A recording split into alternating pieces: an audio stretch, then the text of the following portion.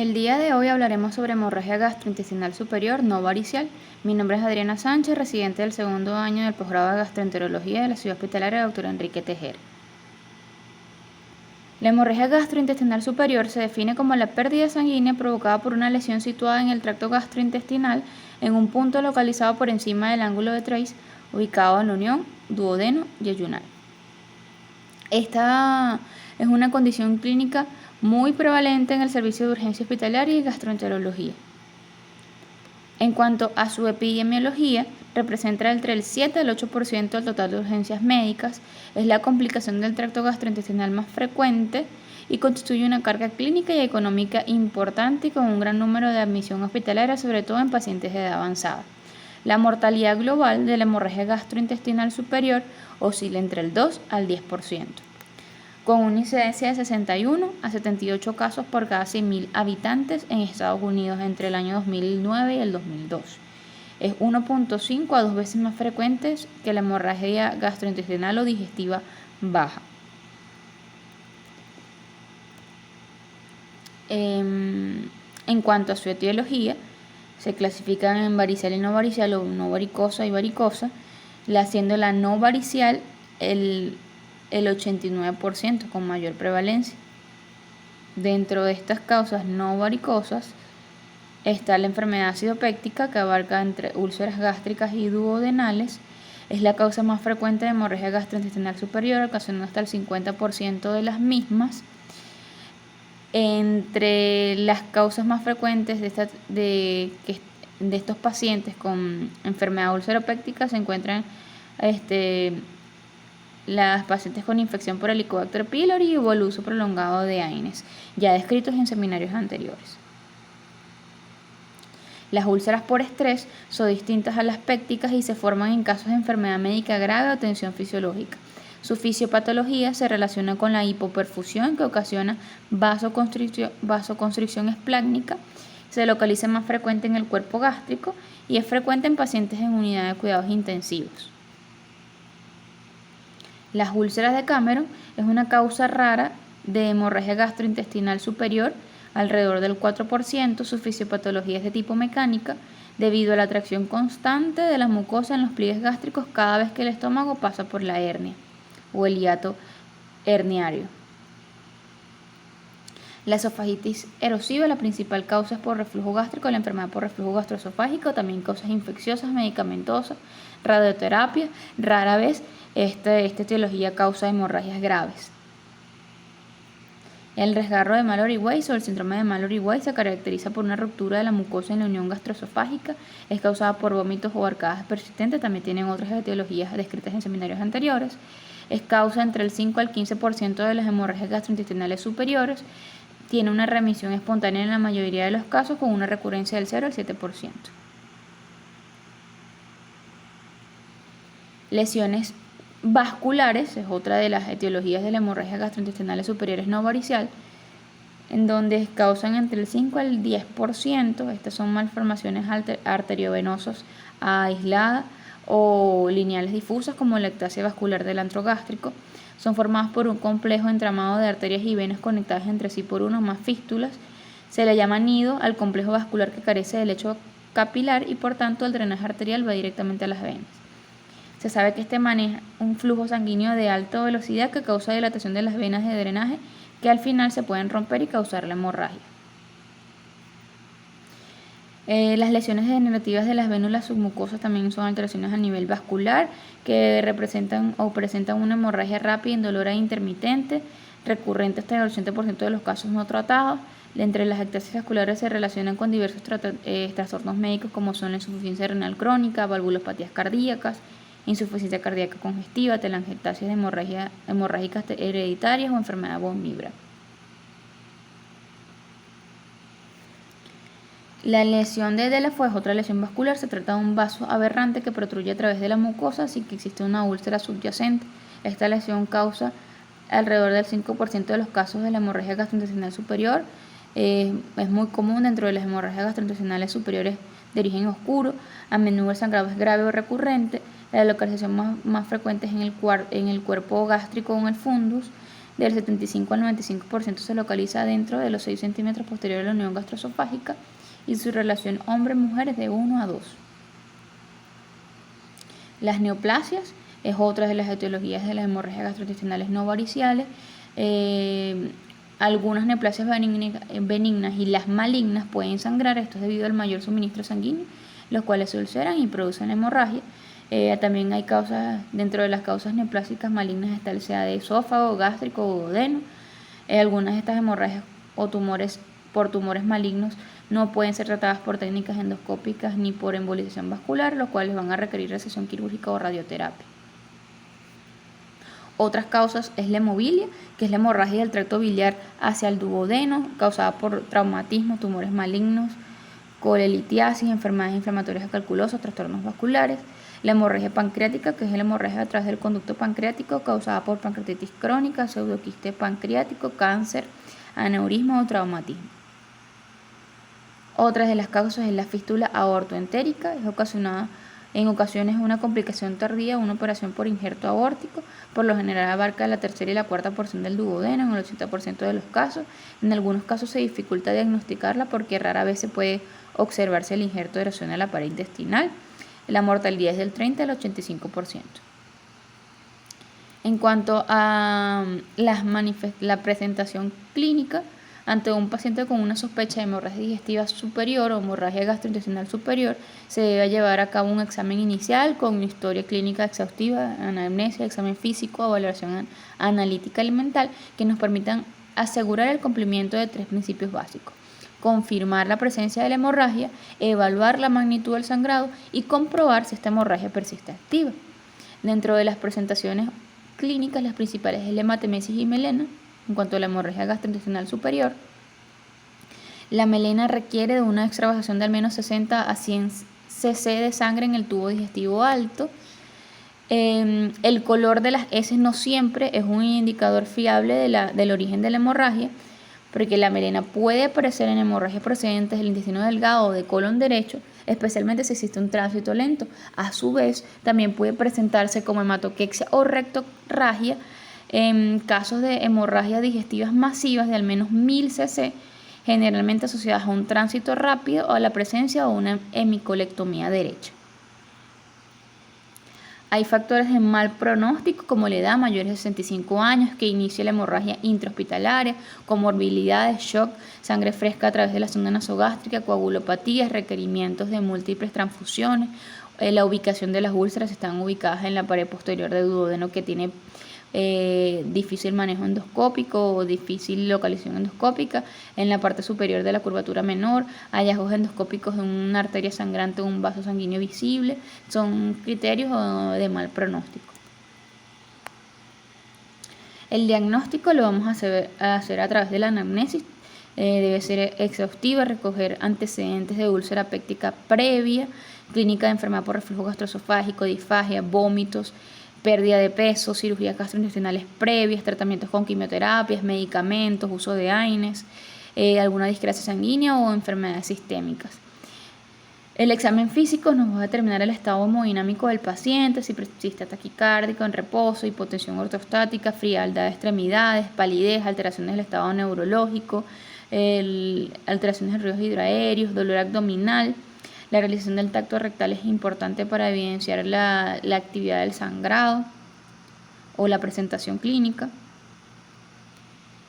La gravedad de la hemorragia tiene diferentes clasificaciones. La hemorragia digestiva alta se clasifica según la cantidad del sangrado en leve, moderado, grave y masivo.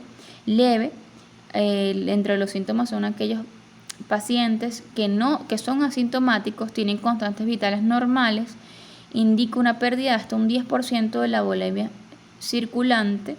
En los casos de hemorragia digestiva alta moderada, hay una tensión arterial sistólica mayor a 100 milímetros de mercurio, con una frecuencia cardíaca menor a 100 latidos por minuto.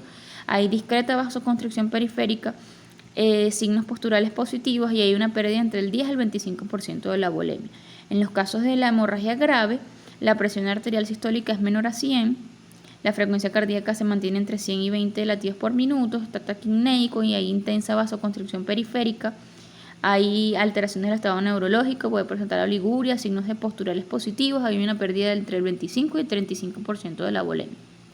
En los casos de hemorragia digestiva alta masiva, presenta shock hipovolémico con intensa vasoconstricción periférica y colapso venoso, agitación, estupor, coma y anuria, y hay una pérdida superior al 35% de la volemia. El manejo inicial en estos pacientes va a estar dirigido a estabilizar la situación hemodinámica y otras medidas que van a depender de la etiología del sangrado. La primera medida terapéutica se debe establecer de inmediato en caso de repercusión hemodinámica y va a consistir en reponer la volemia con el fin de recuperar la situación hemodinámica de estos pacientes. Se debe evitar que se dañen órganos vitales como consecuencia de una inadecuada oxigenación tisular. La gravedad de la hipovolemia dependerá de la hemorragia, tanto de la cantidad de sangre perdida como la rapidez que ésta se va a instaurar. Un mismo volumen de sangre o un mismo volumen de hemorragia distribuida en el tiempo puede ser bien tolerada, mientras que si se pierde bruscamente puede ocasionar un cuadro de shock hipovolémico. La mayoría de estos pacientes pueden morir por otras causas no relacionadas por la hemorragia, como es descompensación cardiopulmonar en el 37% de los casos. En estos pacientes se debe asegurar o disponer de un buen acceso venoso de al menos 2 vías periféricas cortas y gruesas con un calibre adecuado entre 16 y 14 para tener una rápida infusión de líquidos. Esta hipovolemia se debe corregir de forma adecuada para evitar grandes consecuencias que se pueden derivar como son la insuficiencia renal, daño isquémico a órganos como cerebro o corazón. La volemia debe reponerse con cristaloides, solución salina fisiológica o Ringer lactato o coloides como gelatinas, dextranos, entre otros, a un ritmo adecuado para evitar la hipoperfusión a órganos vitales, para conseguir mantener una presión arterial sistólica mayor a 100, una PVC entre 0 y 5 y la diuresis mayor a 30 cc por hora. Distintos estudios sugieren que una estrategia transfusional restrictiva permite una adecuada oxigenación tisular y evita riesgos inherentes a la politransfusión. Esto demuestra que en pacientes con una hemorragia digestiva aguda, una estrategia transfusional restrictiva que va a consistir en transfundir cuando la hemoglobina desciende por debajo de 7 y mantener esa hemoglobina entre 7 y 9 es más efectiva que otras estrategias liberales con un umbral de transfusión entre 9 y 11. También en los pacientes con hemorragia digestiva activa, sobre todo aquellos que presentan hematemesis, tienen un alto riesgo de sufrir aspiración broncopulmonar, por lo cual se debe colocar en posición de cúbito lateral o se debe valorar o considerar la colocación de intubación orotraqueal, particularmente en los casos que tengan algún deterioro del estado de conciencia para evitar dichas complicaciones. También, en cuanto al manejo inicial en pacientes con hemorragia activa o alguna coagulopatía, aquellos que tienen un INR mayor a 1.7 o trombocitopenia menos de 50.000, es aconsejable valorar la transfusión de plasma fresco congelado o plaquetas respectivamente. Si el paciente presenta alguna coagulopatía específica, se reemplazarán los factores deficitarios. En el caso de hemorragias graves, aconsejable corregir cualquier deterioro de la hemostasis susceptible al tratamiento. En caso de politransfusión, más de 6 concentrados globulares en 24 horas, hay que valorar la transfusión de plasma fresco congelado o crioprecipitado con sus adecuadas pruebas de coagulación. En pacientes anticoagulados con un INR mayor a 2.5 se debe administrar vitamina K endovenosa 10 miligramos orden día y se debe considerar la utilización de crioprecipitados. La anticoagulación o el reinicio de la anticoagulación debe ser tan pronto como sea el balance de riesgo-beneficio del paciente. Es recomendable el uso de escalas pronósticos para la estratificación precoz en los pacientes de bajo o alto riesgo de recidiva hemorrágica y de muerte. En los últimos años se han creado o desarrollado diferentes escalas que pueden ayudar a la toma de decisiones clínicas con respecto al momento de la endoscopia y del alta hospitalaria. Entre ellas está la escala de Rockhall, la escala de Baylor, el índice predictivo de Serra y Sinner, la escala de Glasgow-Blatchford. La escala de Glasgow-Blatchford está basada en la clínica y datos de laboratorio. Esta escala va de 0 a 23 puntos, tiene mayor precisión para predecir la necesidad de intervención quirúrgica o mortalidad hospitalaria. Menos de 2 puntos puede tratarse de un manejo extrahospitalario, menos de 3 puntos una precisa endoscopia, menos de 6 puntos un paciente de bajo riesgo y mayor a 6 puntos un paciente de alto riesgo. Esta toma índices de laboratorio y de clínica. El índice de Rockhall, hay un índice de Rockhall ajustado que es preendoscópico y el clásico o el completo que tiene criterios clínicos y endoscópicos. Predice el riesgo de recidiva hemorrágica y de muerte. Toma variables como edad, comorbilidades, la presencia de shock, el origen de la hemorragia y el estigma de sangrado. Nos habla que hay una mortalidad baja cuando el puntaje es de 0 a 2 puntos, intermedia entre 3 y 4 puntos y alta cuando es mayor a 5 puntos. La escala de Forrest, ya conocida anteriormente, nos permite clasificar el carácter y la gravedad del sangrado en las úlceras pépticas. Es importante. En cuanto al tratamiento de la hemorragia digestiva superior no varicial, el tratamiento va a ser básico farmacológico endoscópico para tratar la lesión y el sangrado, generar hemostasia y evitar los resangrados. En cuanto al tratamiento farmacológico, resulta recomendable el tratamiento con inhibidores de bomba de protones antes de la endoscopia para reducir la frecuencia de estigmas endoscópicos de alto riesgo y por tanto la necesidad de terapia endoscópica. La inhibición de la secreción ácida gástrica favorece la cicatrización de las lesiones mucosas, además favorece la agregación plaquetaria y la formación y estabilización del coágulo.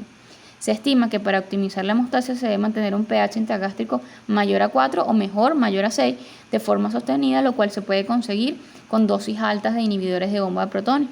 Se pueden utilizar infusión de forma continua o dividida.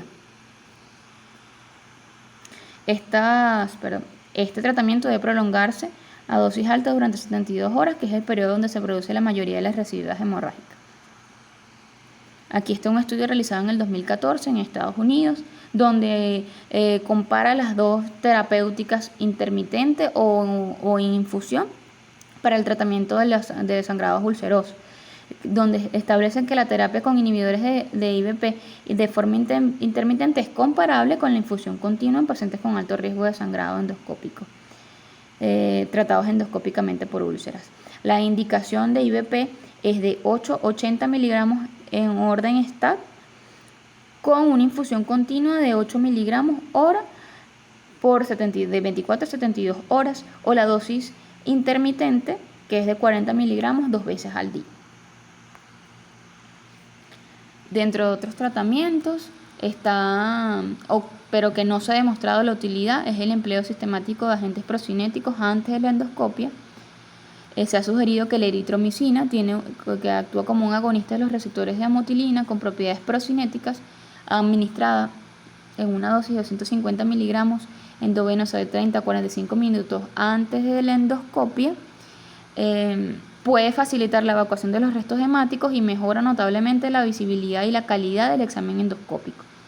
Metaanálisis recientes sugieren que los procinéticos reducen la necesidad de repetir la endoscopia, aunque no se ha demostrado que disminuya la estancia hospitalaria ni los requerimientos transfusionales o la necesidad de cirugía, por lo cual es controversial su uso de forma rutinaria. Se debe considerar su uso cuando existan indicios de preparación subóptima o en casos de que exista hematemesis reciente o aspirado hemáticos por sonda nasogástrica. El lavado gástrico es controvertido ya que no disminuye la morbilidad, la estancia hospitalaria o las necesidades de transfusión o cirugía. Se indica en casos para vaciar el estómago de alimentos, coágulos o sangre y facilitar así la endoscopia. El tratamiento endoscópico es el gold standard en el caso de la hemorragia digestiva superior no varicial. Además de identificar la etiología en el 95% de los casos, tiene un valor pronóstico y nos permite aplicar técnicas de hemostasia endoscópica. La endoscopia nos va a permitir identificar la presencia de sangrado activo o estigmas de sangrado o de hemorragia reciente, signos que constituyen un indicador preciso para evaluar el riesgo de recidiva hemorrágica, lo que a su vez permite seleccionar a los pacientes candidatos a alguna terapéutica endoscópica. Las complicaciones que pueden aparecer antes durante la endoscopia digestiva superior incluyen la broncoaspiración, hipoventilación o depresión o hipotensión. Esto nos permite, o esta terapéutica o tratamiento endoscópico precoz nos ayuda al riesgo de recidivas y disminuye la mortalidad. ¿Cuándo hacer la endoscopia digestiva superior? Como norma general, dentro de las primeras 24 horas. En pacientes de alto riesgo, la realización de la endoscopia en menos de 12 horas sí ha demostrado beneficios en la supervivencia. Por lo tanto, en pacientes de riesgo elevado puede hacerse endoscopia entre las primeras 6 y 12 horas.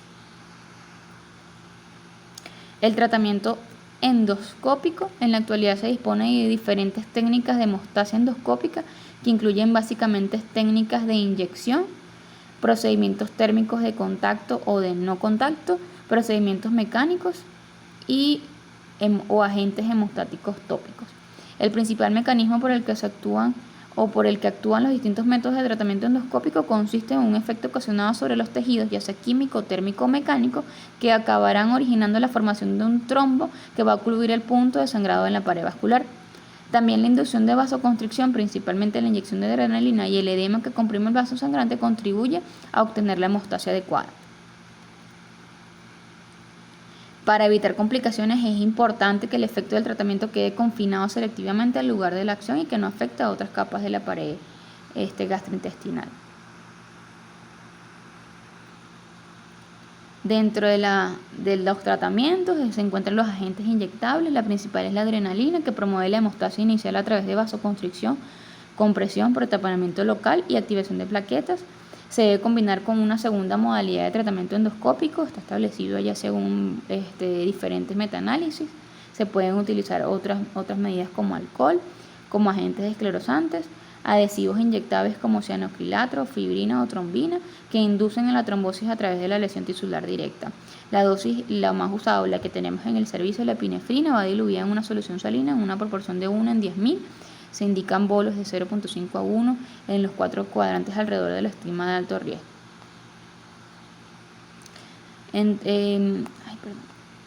La terapia mecánica es un dispositivo que provoca tamponamiento físico en el sitio de sangrado. Dentro de ellos tenemos los clips, que disminuyen la lesión del tejido que cauteriza. Es más efectivo que la inyección de epinefrina, solo que son más costosos. La ligadura con bandas, que también la hemos aplicado en el servicio, tiene una aplicación fácil, es accesible a lugares difíciles, tiene un tiempo corto de procedimiento, tiene un poco campo visual de trabajo, tiene poco uso en úlceras pépticas, aunque esto viene en auge. Buena respuesta en lesiones vasculares como la lesión de la foie. Están otras técnicas mecánicas como over the look, los clips, through the scope, ¿sí? Que captura y cierra el tejido aspirado en el tapón del aplicador, comprimiendo así las lesiones tras la curación. Terapias térmicas como métodos de contacto, en las cuales está la electrocoagulación monopolar, bipolar o multipolar. La bipolar y las ondas multipolares proporcionan un constante de electrocoagulación que es más segura que la diaterma monopolar, produce una profundidad impredecible y tiene mayor riesgo de perforación. El pedal controla suministros de energía entre 15 y 20 watts. También está la sonda de calor, que proporciona un calor constante de 250 grados centígrados que se libera en la punta de la sonda y transfiere directamente al tejido que afecta la coagulación. Incorporan un lavado de agua para evitar que se pegue y se aplica tangencialmente. Está otra terapia térmica, que es el método de no contacto, en la cual está la coagulación con argón plasma. Utiliza la conductividad eléctrica de argón plasma a través de la unidad electroquirúrgica. El calentamiento es superficial de 2 a 3 milímetros. La sonda debe colocarse de 2 a 10 milímetros de la lesión y el flujo de gas argón debe ser de 1.5 a 2 litros minuto a una potencia de 40 a 50 watts. Tiene buena respuesta en lesiones vasculares. Otra terapia térmica de no contacto es la fototerapia láser. Utiliza un láser para crear hemostasia mediante la generación de calor e inducir la coagulación directa de los vasos. El área se inyecta primero con epinefrina para reducir el flujo sanguíneo y luego se aplica el láser alrededor de la lesión produciendo edema. Crioterapia es otra terapéutica empleada en la hemorragia gastrointestinal superior no varicial, hace necrosis superficial de la mucosa, regeneración epitelial semanas posteriores, se hacen con spray de criogénico a través de la superficie de mucosa hasta que ocurra un blanqueamiento, sobre todo en lesiones vasculares. Dentro de las terapias emergentes, como dije anteriormente, está over the scoop clips. Al contrario de los estándares, este se puede posicionar a través del canal del endoscopio. Estos se fijan en la punta del endoscopio de forma similar a los dispositivos de las bandas elásticas y se liberan igualmente girando una rueda que se acopla en la entrada del canal de trabajo del endoscopio. Es conocido como el ovesco.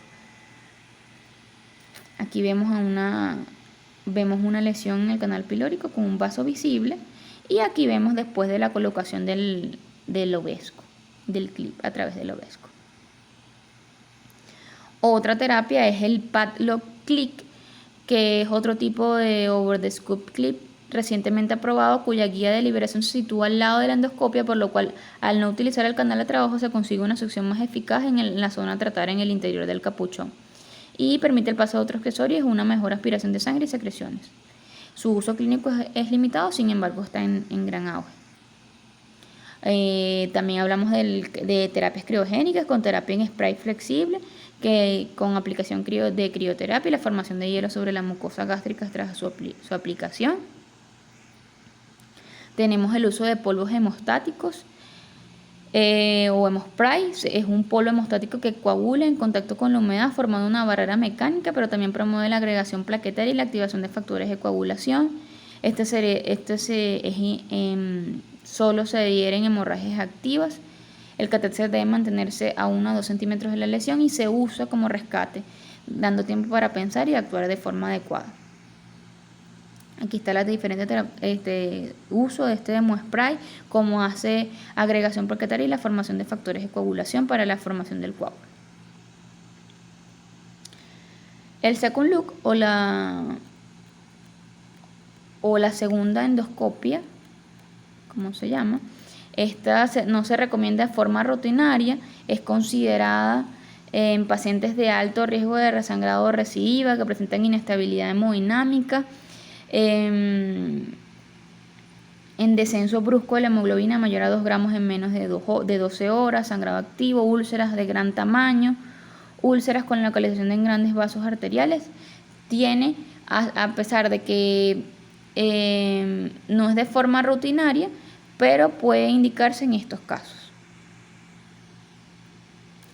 La prevención de la recurrencia, erradicar en los casos de enfermedad ulceropéctica la erradicación del Helicobacter pylori en pacientes con Helicobacter pylori y recurrencia de la hemorragia gastrointestinal superior. Está indicada la erradicación, tratamientos siguiendo las pautas de erradicación y continuar IVPs por 4 semanas en casos de úlceras duodenales o 8 semanas si se tratan de úlceras gástricas. En caso de los pacientes de uso o con uso de AINES, se debe reevaluar la indicación y mantener el uso de IVP. Otras terapias en los pacientes con hemorragia gastrointestinal superior no varicial es la embolización o angiográfica transarterial. En aquellos pacientes con hemorragia persistente o recidivante puede realizarse una arteriografía selectiva del tronco celíaco o la arteria mesentérica superior. Esta exploración nos permite diagnosticar hemorragias arteriales o capilares si existe una extravasación sanguínea mínima de 0.5 mililitros por minuto, aunque no suele detectar sangrados venosos. La embolización arterial percutánea puede ser alternativa de la cirugía cuando fracasa la terapia endoscópica, especialmente en pacientes con alto riesgo quirúrgico o en centros que se cuenta con radiología intervencionista. La angiografía también puede ser útil para diagnosticar lesiones que pueden pasar desapercibidas por la endoscopia, como tumores mucosos o lesiones vasculares. Tiene un éxito clínico entre el 63 y 97%, aunque también puede presentar complicaciones como la disección de vasos, isquemia hepático esplénico o estenosis duodenal. Otra terapéutica o la final es la cirugía. Esta está indicada cuando la hemorragia no se logra controlar con las medidas terapéuticas farmacológicas y endoscópicas habituales en pacientes con hemorragias masivas o exsanguinantes o en aquellos donde la hemorragia es persistente o recidivante tras un segundo tratamiento endoscópico. Aquí está un algoritmo del tratamiento ante una sospecha de hemorragia digestiva en este caso de etiología ulcerosa. se debe hacer un examen, una anamnesis exhaustiva, interrogatorio exhaustivo, examen clínico según la estabilidad hemodinámica, indicación de primera línea de inhibidores de bomba protones, un bolo de 80 miligramos, según la Sociedad Española de Gastroenterología, un bolo de 80 miligramos endovenoso más una infusión continua de IVP de 8 miligramos por hora. Realizarse la endoscopia de forma urgente entre las primeras 24 horas. Cuando se realiza la endoscopia se debe evidenciar cómo es esta hemorragia, si tiene un sangrado activo o un vaso visible no sangrante. El tratamiento es endoscópico con terapéutica endoscopia con inyección de adrenalina diluida en 1 en 10.000, junto con otra terapia endoscópica ya sea térmica o mecánica. En casos de coágulo adherido, se debe desprenderlo y si este presenta sangrado, un vaso visible no sangrante, el tratamiento endoscópico anterior, o ausencia de signos directos, sin signos de sangrado, después del desprendimiento, se debe valorar tratamiento con IVP y tratamiento ambulatorio. Mantener tratamientos con IVP si se controla la hemorragia. En casos de fracaso del tratamiento, se debe hacer un segundo tratamiento endoscópico y en los casos de que fracase ese segundo tratamiento endoscópico, se recurre a la cirugía o al tratamiento angiográfico. Esta es la bibliografía consultada. Muchas gracias.